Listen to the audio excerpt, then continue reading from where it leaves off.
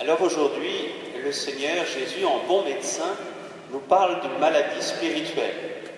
Une maladie spirituelle grave. Alors je suis un peu désolé de devoir vous parler d'une chose comme ça, qui n'est pas très réjouissante. Cette maladie spirituelle, son nom, c'est l'auto-justification. Alors je ne sais pas si vous connaissez cette maladie, l'auto-justification, mais les symptômes sont très faciles à reconnaître. Au début, quand la maladie commence à peine à arriver chez nous, on commence à se dire « le monde est pourri, il me dégoûte », et sous-entendu « moi je suis comme pas pourri ». Mais on n'ose même pas le dire au début. Après, lorsque la maladie commence à gagner du terrain, on se dit « si tout le monde faisait comme moi, le monde irait mieux ». Là, on est déjà malade. Alors quand la maladie augmente encore, humblement on dit « je ne suis pas parfait ». Mais quand je me compare aux autres, je suis quand même quelqu'un de bien. Alors là, on est très malade. Et quand la maladie a vraiment envahi complètement notre cœur, on se met, c'est terrible, à juger les autres. Alors, peut-être que certains d'entre vous n'ont jamais eu cette maladie. Moi, je dois vous faire cet aveu que j'ai eu cette maladie et puis qu'elle peut revenir à tout moment. C'est ça qui est terrible, comme toutes les maladies. Et oui, et cette maladie, l'auto-justification, elle nous arrive dès le jeune âge.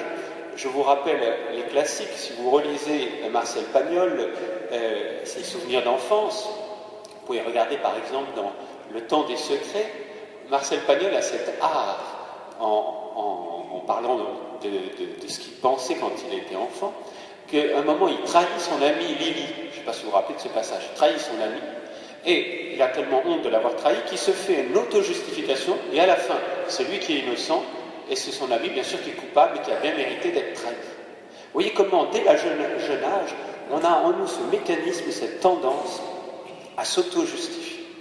Alors je me suis posé la question, mais pourquoi avons-nous cette maladie, cette tendance à toujours s'auto-justifier? Alors j'ai trouvé deux raisons. Parce que le but de trouver les raisons, c'est aussi de guérir.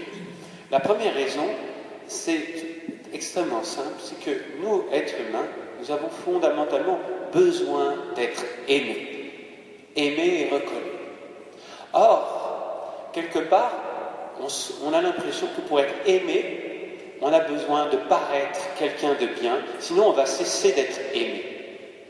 Je donne un exemple, une histoire vraie. C'était un enfant qui avait l'impression de ne pas être aimé par ses parents parce qu'il avait tel ou tel défaut physique, etc.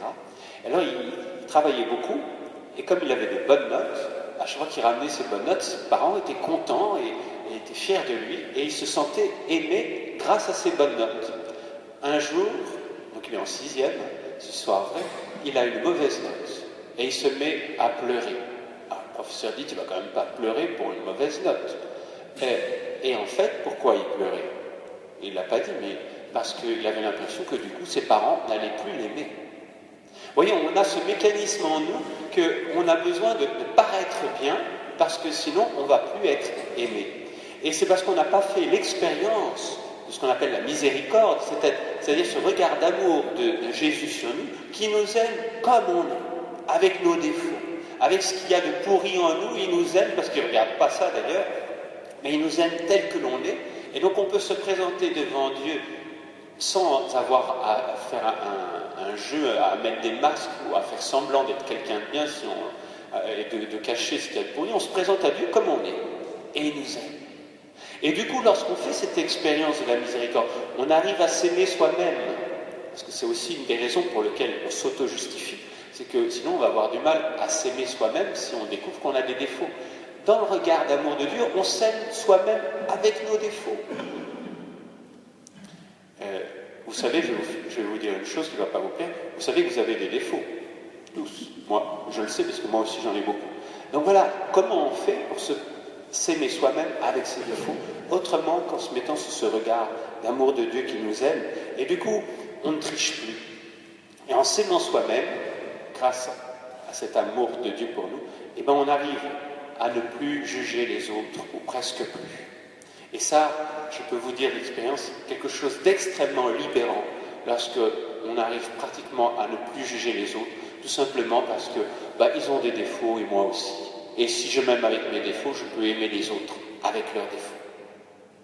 voyez, c'est ça, c'est une expérience spirituelle qui change la vie. Alors, ça c'est la première chose.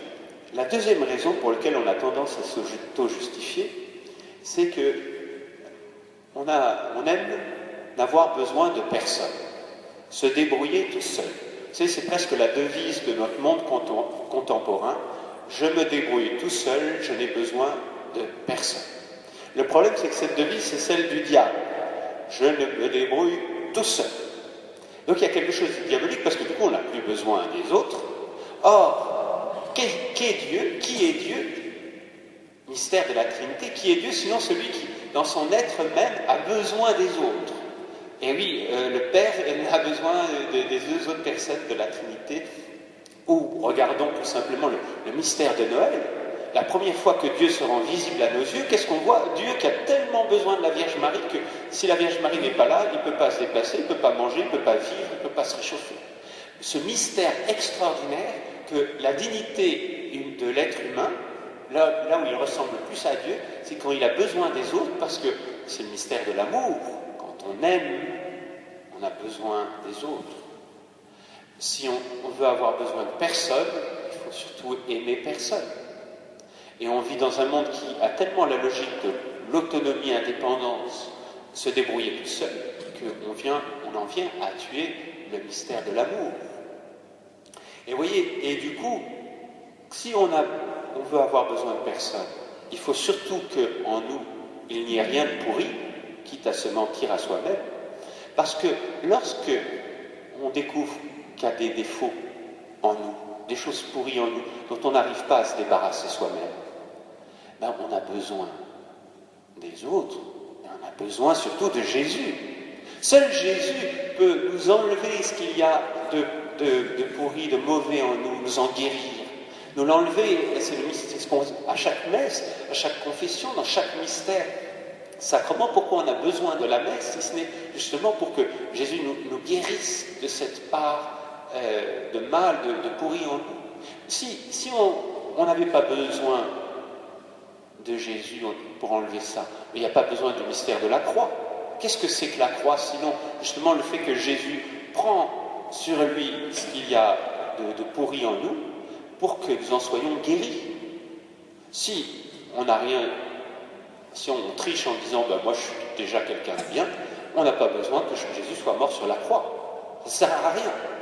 Vous voyez, on touche au cœur de notre mystère.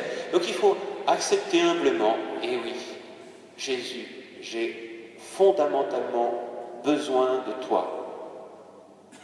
Parce que sans toi, je deviendrai vraiment un type pourri. Mais avec toi, je suis sûr que malgré tous mes défauts, malgré tous les boulets, je deviendrai quelqu'un de bien. C'est ça, là que ça se joue. Vous savez, je finirai simplement en disant que lorsque vous allez voir un médecin, si vous commencez à lui dire vous savez, docteur, moi j'ai mal nulle part, en fait tout va bien, j'ai pas besoin de vous. Dire, mais pourquoi vous venez me voir? Je peux rien faire pour vous. Mais Jésus, qui est le médecin de nos cœurs, si on arrive devant lui en disant vous savez, je suis déjà quelqu'un de bien, il n'y a pas de problème, il ne peut pas nous guérir. Donc on se présente devant Jésus comme devant un médecin, avec ce qu'il y a justement de maladie spirituelle en nous pour nous guérir. Et vous savez, cette maladie de l'auto-justification, c'est peut-être la première dont il veut nous guérir. Pour que vous retenez bien le nom de cette maladie, j'ai amené l'objet fétiche des personnes qui sont malades de l'auto-justification. C'est un miroir. Et oui, quand on s'auto-justifie, moi j'en ai fait l'expérience, on peut se regarder dans un miroir et se dire bah oui, je suis quand même quelqu'un de bien. Voilà. Et l'expérience spirituelle, justement, c'est qu'on ne regarde plus le miroir, on regarde Jésus. Et lui, en regardant Jésus, il nous fait l'expérience que je suis aimé, tel que je suis. Amen.